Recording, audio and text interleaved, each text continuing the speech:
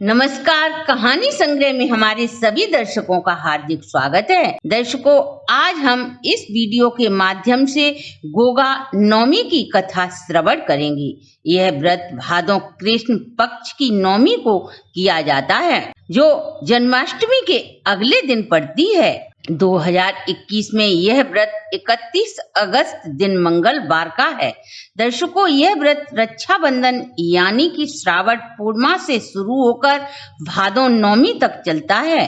गोगा देव को नागों के देवता के रूप में पूजा जाता है, इसलिए इस दिन नाग देवता की पूजा की जाती है।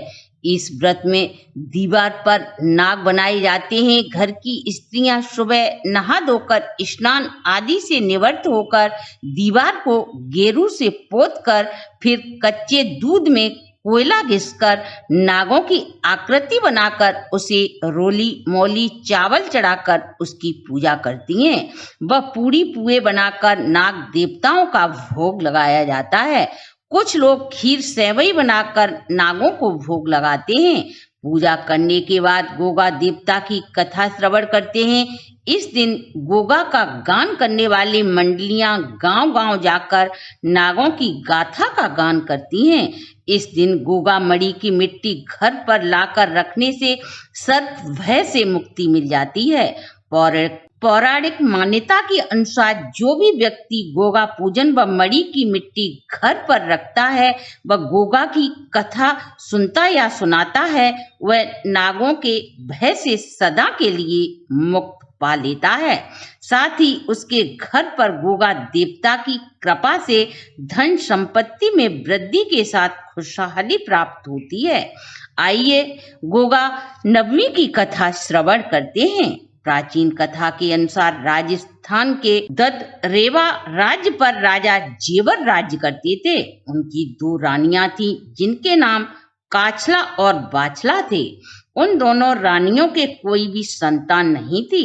एक बार गुरु गोरखनाथ जी राजा के राज्य में पधारे। उन्होंने अपना डेरा शहर के बाहर डाल लिया। गोरखनाथ का एक शिष्य भिक्षा मांगने शहर में आया और वह भिक्षा मांगने के उद्देश्य से राजा जेवर के महल में जा पहुंचा। राजा की रानी वाछला ने उस शिष्य को बहुत सा धन देने का आग्रह किया, लेकिन शिष्य ने कहा उसे धन नहीं, इतना अनाज चाहिए जितना उसका पात्र भर जाए। रानी अभिमान पूर्वक बोली, हमारा महल तो अन्न के भंडारों से भरा पड़ा है, तुम्हारे इस पात्र में कितना अन्न आ जाएगा? यह कहकर रानी वाछला ने पात्र में अनाज डाला तो पात्र अनाज से भरने का नाम ही नहीं ले रहा था। रानी की समझ में शीघ्र ही आ गया, यह कोई साधारण भिक्षुक नहीं है। वह उसके चरणों में गिर पड़ी और बोली, मुझसे भारी भूल हो गई है। हे देव, मुझ पर कृपा करो। मुझ पर कोई संतान नहीं है, कृपा करके कोई उपाय बताएं। तब वह शिष्य बोला, हमारे गुरु गोरखनाथ आपके राज्य में पधारे हैं, कृपा करके कल आप वहां पधारें, उनकी कृपा से तुम्हारा कल्याण हो जाएगा। यह कहकर शिष्य वहां से चला गया। यह बात राजा की दूसरी रानी को भी ज्ञात हो गई। अगली सुबह रानी काछला बाछला से पहले ही गुरु गोरखनाथ के पास पहुंच गई और वह गोरखनाथ को प्रणाम कर अपनी परेशानी बताने लगी। गुरु गोरखनाथ ने उसे 2 फल दिए।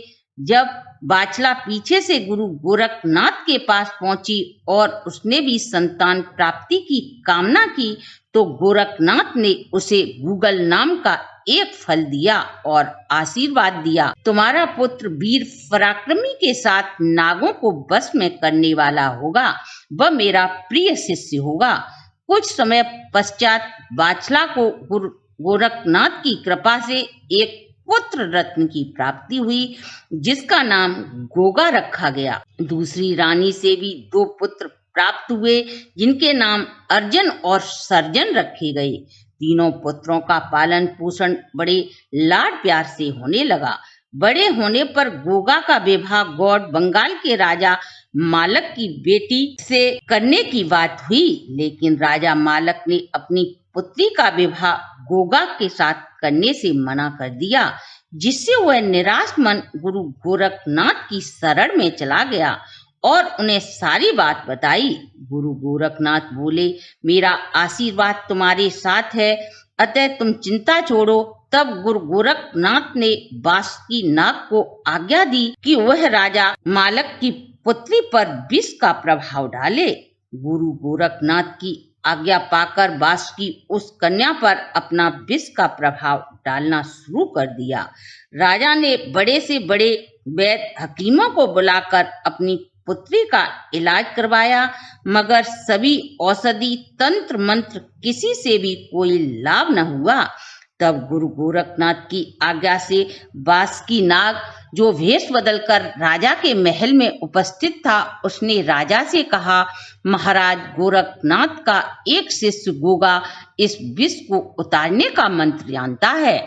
तब राजा ने गोगा को बुलाकर मंत्र जाप करवाया, जिससे सीरियल विष के प्रभाव से मुक्त हो गई। तब राजा ने प्रसन्न होकर अपनी पुत्री सीरियल का विवाह गोगा के साथ कर दिया।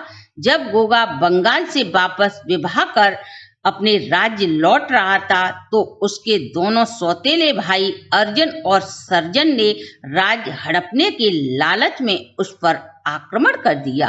लेकिन गोगा पर गुरु गोरखनाथ का आशीर्वाद था, अतः वह गोगे का कुछ भी अनर्थ न कर सके और गोगे ने दोनों सौतेले भाइयों को मारकर पत्नी सहित अपने राज्य में पहुंचे। लेकिन रानी बाछला को जब पता चला इसने अपने भाइयों को मार दिया है, तो उसे यह कहकर घर से निकाल दिया कि वह उसे अपनी शक्ल कभी न दिखाए। माँ द्वारा अपमानित गोगा दुखी होकर धरती माता से प्रार्थना करने लगा, अब आप ही मुझे शरण दो। तब धरती माता बोली, मैं तो सिर्फ मुसलमानों को ही दफन करने की इजाजत देती हूँ। तू हिंदू है, अतः हिंदू धर्म के अनुसार अग्नि दी जाती है। कहते हैं गोगा रतनजी हाजी बटिंडा जाकर मुरीद बने और जाहर पीहर के नाम से मशहूर हुए और फिर राजस्थान धरती में जाकर समा गए।